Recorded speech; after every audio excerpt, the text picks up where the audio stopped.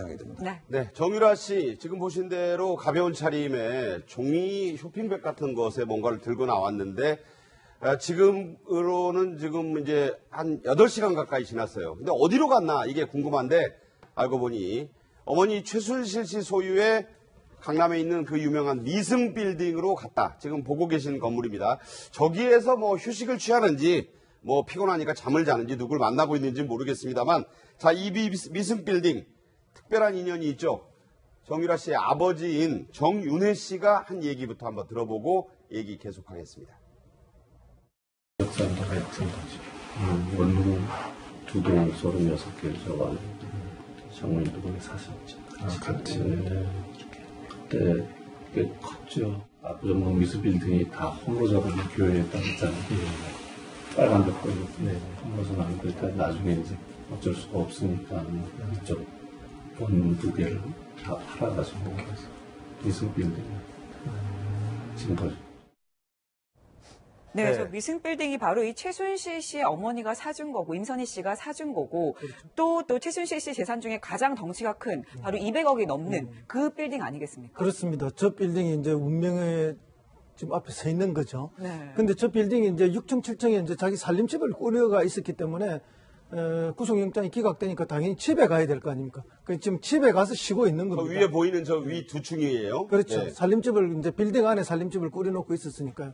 그런데 저것도 좀 이해가 안 되는 게 사실은 이제 빌딩은 가표가 높아가지고 재산세가 좀 많이 나옵니다. 일반 주택보다. 네. 그런데도 이제 자기 빌딩에다가 저렇게 주택을 꾸려놓고 산다는 거는 아마 이제 저 빌딩에 대한 애착이라든지 저 빌딩이 갖고 있는 위치의 중요성 이런 게 있었겠죠. 네. 근데 이제 집에 가서 쉬는 건데 사실 저 빌딩이 200억인데 저 최순실 씨가 지금 매각하려고 여러 차례 시도를 이미 했습니다. 맞아요. 왠가 하면 이게 뇌물죄가 성립이 되면 저게 전부 이제 추징이 될 수밖에 없거든요. 그렇죠. 벌금이나 추징금으로 추징이 되니까 그럼 빈털터리가 된다니까 미리 정리를 하려 하지만 이런 또 복잡한 법률적 관계에 얽혀 있는 빌딩을 구매할 사람도 잘 없습니다. 네. 근데 최근에 130억까지 내놓았는데 그것조차도 지금 거래가 안 됐다고 그래요. 아, 130억까지 까지 떨어졌다고 그럽니다. 네. 그럼 이제 현실적으로 문제가 있는 빌딩이니까 뭐 싸게 나올 수밖에 없고 그러나 구매자는 또 이게 설사 구매한다 하더라도 어떤 또 다른 문제가 발생할 수 있기 때문에 조금 구매자는 안 나서는 그런 상황인데요. 어쨌든 뭐 이 정유라 씨는 작전에 의한 대성공이다. 뭐 나는 내 이름이 바뀌는 것도 몰랐다. 나는 내가 누구인지도 몰라요. 모든 게 뭐 학교도 엄마가 가라 해서 갔고 말도 엄마가 타라 해서 탔고 다 이런 거 아닙니까? 그러니까 지금 이제 검찰의 그 영장이 그 공모의 관계를 정확하게 밝혀내지 못하고 있다는 게 핵심 아닙니까? 네네. 자, 그래서 지금 말씀하신, 허 소장 말씀하신, 이게 다 짜여진 어떤 작전의 일환 아니냐, 이런 얘기가 나옵니다. 그 대목, 자, 왜 이런 얘기가 나오는지 정유라 씨 얘기부터 한번 들어볼까요? 저는 제 전공이 뭔지도 사실 잘 모르고, 저는 한 번도 대학교에 가고 싶어 한 적이 없었기 때문에, 저는 입학 취소에 대한 거에 대해서는 드릴 말씀이 없고, 되게 죄송합니다. 실제로도 본인이 대학을 안 가고 싶었던 건 맞는 것 같아요. 그럼에도 불구하고 그러면 이제 전면적으로 그러면 정유라 씨가 그런 상황에 대해서 거부를 했냐면 또 그건 아니거든요. 본인이 그 모든 것을 실제로 전혀 모르고 있고 그 혜택만을 받았을 뿐이다라고 사실관계가 정리가 된다면 사실은 정유라 씨는 아무런 죄도 성립하지 않고 처벌이 불가능하게 될 상황이 있을 수도 있죠. 지금 뭐 호소연님께서도 말씀하셨지만 이수희 변호사, 지금 정유라 씨가 전공도 몰랐다라고 해서 국민들의 공분을 사지 않았습니까? 그런데 지금 영장이 기각된 걸 보면 이 몰랐다는 전략이 먹혔다 이렇게 판단할 수도 있을 것 같아요. 이 말은 지금 김병진 의원도 말씀하셨지만 정유라 씨가 공항에 도착해서 하는 그 모든 말은 그러니까 법적 검토가 끝나서 사실관계를 가지고 법리 구성을 마친 거예요, 지금. 그래서 본인이 빠져나갈 수 있는 본인이 이제 이런 걸 공동정범이라고 하는데 이런 그 성립하려면 이렇게 법적으로 필요한 요소들이 있단 말이에요. 요건들이. 그 요건을 다 빠져나가는 거예요. 그렇기 때문에 지금 뭐 구속영장도 기각이 됐지만 실제 그 부정입학 부분에서 정유라 씨한테 유죄를 받게 하는 것도 검찰 입장에 쉽지는 않을 거예요. 최 교수님, 그런데 저는 보면서 정유라 씨가 도착하자마자 현장에서 기자들한테 막 질문을 받았잖아요. 그런데 그걸 미리 다 예상을 하고 답변을 다 준비를 했다? 이렇게 판단할 수 있어요. 그렇죠. 그러니까 들어오기 전부터 저는 네. 이미 법적 조력을 받았다고 봐요. 이른바 뭐 예행연습설도 그렇죠. 나와요. 그럴 네. 가능성이 저는 충분히 있다고 봅니다. 그러니까 이경재 변호사가 지금 변호를 하고 있는 상황이고 그 팀에서 어떤 형태로든 정유라 씨가 들어오기 전부터 분명히 들어오면 인터뷰를 할 거 아니에요. 그랬을 경우에 모든 질문은 이렇게 대답해라. 물론 하나하나 질문들에 대해서 대답할 준비를 할 수는 없겠지만 그래도 질문 가능한 질문들은 예상 질문으로 뽑았을 것이고 그랬을 때 어떻게 대답할지까지 이미 예행 연습을 했을 가능성이 있다고 봅니다. 그래서 모르쇠 전략을 하는 것이고요. 그래서 이수 변호사 말씀하셨듯이 결국은 법적으로 처벌을 받지 않을 수 있는 범위 내에서 본인이 답변을 하도록 하는 것이 이미 준비가 돼 있었고 그 준비된 것들을 정유라 씨는 들어오자마자 실제 행동으로 옮겼었고 그것이 짧은 시간 안에 증거를 찾아내고 연결성을 찾아내는 검찰 입장에서는 시간 부족으로 인해서 충분히 찾아낼 수 없는 상황이 되다 보니 영장이 기각되는 그런 상황까지 가겠다고 볼 수 있겠습니다. 자, 개명사실도 몰랐다. 뭐 쉽게 말하면 이름도 몰라요, 전공도 몰라요. 그건 정말 모르는 철부지냐? 그게 아니라는 겁니다. 정유라 씨가 과거 덴마크 올보르나 또 그 이전에 했던 발언들은 이렇습니다. 그 네, 부분에 근데 대해서 그거는 제가 확실하게 설명드릴 수가 있는 게 제가 아버지랑 어머니가 이혼하시면서 강원도 땅을 저가 인수를 받았어요. 총 2차례에 걸쳐서 36만 유로를 대출을 받았어요. 1원 한 장 저희 돈 안 쓰고 그 대출만으로 이 집을 샀어요. 한국에서 이 대출을 다 갚았어요. 막 조세포탈 그런 거 있잖아요. 그런 것도 저희가 독일에서도 저희가 세무사를 쓰면서 세금을 다 냈어요. 네, 지금 이게 덴마크에서 한 얘기 아닙니까? 지금 네. 얘기만 들어봐도 굉장히 많은 걸 정유라 씨가 알고 있고 이미 다 숙지를 하고 있다 이런 느낌이 들긴 했어요, 그때도. 아니 뭐 젊은 여성인데 아이까지 낳아서 애기 엄마가 됐습니다. 그다음에 이제 저기 부모와 한 집에서 쭉 살았고 그렇죠. 고등학교 대학 입학 과정 또 승마 선수로 활동하는 과정 이걸 전혀 몰랐다. 우리가 뭐 저희도 집에 자식들이 있지만 부모가 살아가고 경제활동을 하는 것을 전혀 모를 수는 없지 않습니까? 그런데 어쨌든 뭐 이렇게 그 한국으로 이제 전격적으로 귀국하면서 변호사들하고 여러 가지 어떤 시뮬레이션 하면서 철저히 준비했다는 것은 그것은 그 뭐 비난받을 일이라기보다는 당연히 하는 것 아니겠습니까? 당연하다. 그렇죠. 왜냐하면 뭐 구속되느냐 안 되느냐의 문제 또 재판을 받아야 되는 부분이 있으니까. 그러니까 국민의 어떤 법 감정 아니면 정유라 씨와 최순실 씨에 대한 어떤 그 감정과 달리 이분들 입장에서 또 천착해서 본다면 당연히 치열하고 치밀하게 법리 공방을 준비할 수밖에 없는데 뭐 전혀 몰랐다는 것은 국민들의 상식적인 눈높이에서 봤을 때는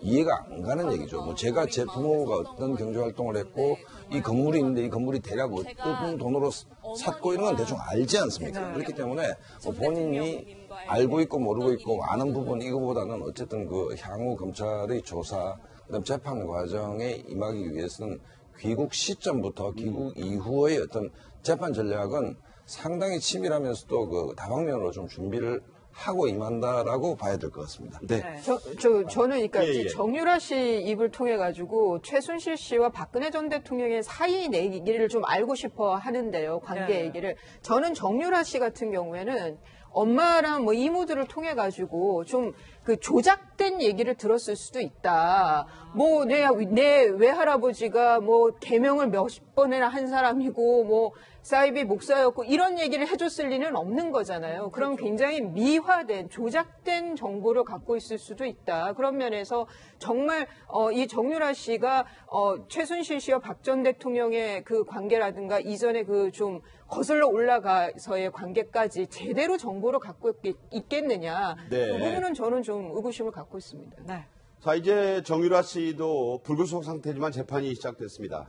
지금 본격적인 재판을 받고 있는 박근혜 전 대통령의 마지막 뭐 호위무사다 이런 평가까지 받고 있는 유영하 변호사 어제 재판에서 판사로부터 주의하세요 경고를 받았습니다. 무엇 때문인지 먼저 이 발언부터 들어보시죠.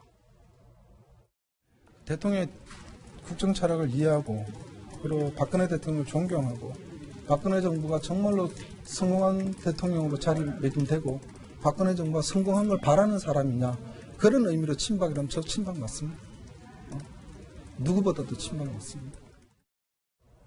네, 누구보다도 친박 맞다 이렇게 했는데요. 문제는 지금 보신 것처럼 박근혜 대통령님 하잖아요. 그런데 문제는 재판에서도 그렇게 얘기를 했다는 겁니다. 지금 보면 재판부에서도 피고인, 검사석에서도 피고인 이렇게 얘기하는데 유영하 변호사만 계속 대통령님이라고 얘기를 해서 이 판사 측에서 피고인이라고 해라 이렇게 얘기를 했다는 거예요. 판사도 아마 그 참다 제 이야기를 한 것 같아요. 저런 표현이잖아요. 아직 피고인이라는 표현은 어색하시죠라고 이해한다는 말까지 하면서. 예. 그리고 재판정에 들어오면 피고인 신분이니까 당연히 피고인으로 호칭을 해야 되는데 네. 유영하 변호사는 뭐 절대 그러지 않고 대통령님이라고 하니까 또 전 대통령님도 아니고 대통령님. 이제 그만큼 박근혜 전 대통령에 대한 뭐 이렇게 애정이랄까 내지는 존경심 또 심지어는 일종의 우상처럼 받들고 있는 그런 사람이 아닌가. 그러다 보니까 박근혜 전 대통령도 유영하 변호사만 믿고 있는 거죠. 네. 실제로 이제 정치를 하다 보면 끊임없는 배신과 배신이 반복되는 게 정치 현실인데 그 속에서 어쨌든 지금까지 그런 믿음을 줬고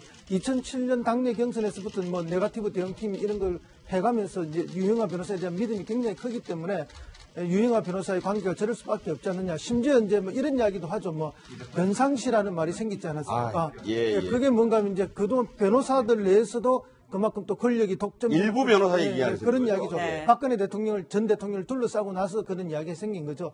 그럴 정도로 이제 두 사람 사이에 신뢰관계가 높고 또 유영하 변호사는 박근혜 대통령에 대한 존경심이 크다. 우리가 흔히 그 이야기 하지 않습니까? 뭐 동화책에 나오는 그런 이야기 아니습니까?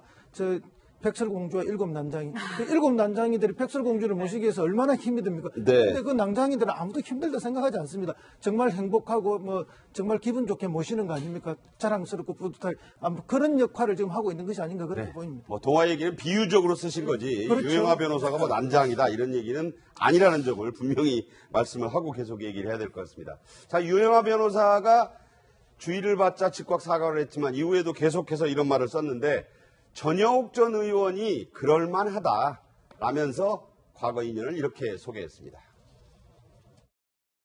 박근혜 대통령은 지금 아마 유일하게 유영하 변호 대리인하고 의견을 나눌 거예요. 아무래도 유영하 대리인이 가깝겠죠. 왜냐하면 정치 인생에서 줄 것 아주 변함없는 충성도를 확인한 대상이고 또 그렇죠. 유영하 그 변호사는 검사 출신이고 본인의 기호에 맞는 분이에요. 네, 전영욱 전 의원 이렇게 증언을 했는데요. 저희 채널 A에서도 나와서 이런 얘기를 했습니다. 유영하 변호사, 박근혜 전 대통령을 우상처럼 열렬하게 떠받들었던 사람이다. 이렇게 얘기를 하고 있어요. 두 사람의 박근혜 전 대통령과 유영하 변호사와의 관계 계속 회자가 되고 있는데 실제로 곁에서 좀 보셨나요? 어떠세요? 유영하 변호사는 개인적으로 알 뿐더러 지난 총선에서 송파을에서 저와 같이 경쟁을 했죠. 경쟁을 했기 때문에. 근데 사실 우리가 댐이 무너질 때는 조그마한 방울 하나에서 댐이 무너진다 하지 않습니까? 의궤제열이라고. 네, 과거 새누리당이 지금 이제 한국당, 바른정당으로 이제 이렇게 갈라져 있는데 뭐 여러 가지 이제 박근혜 대통령 탄핵 국면도 있었지만 문화적으로 본다면 박근혜 대통령을 바라봤던 두 가지 관점. 네. 유영하 변호사의 관점이 있습니다.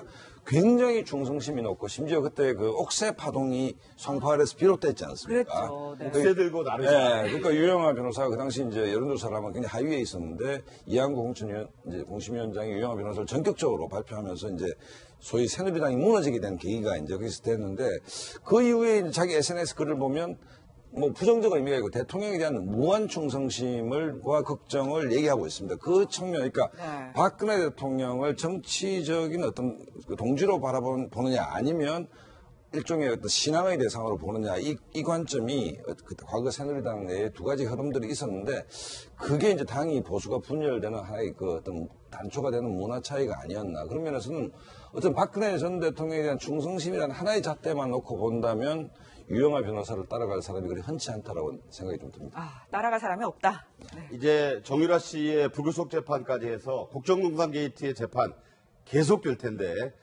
계속 화제가 될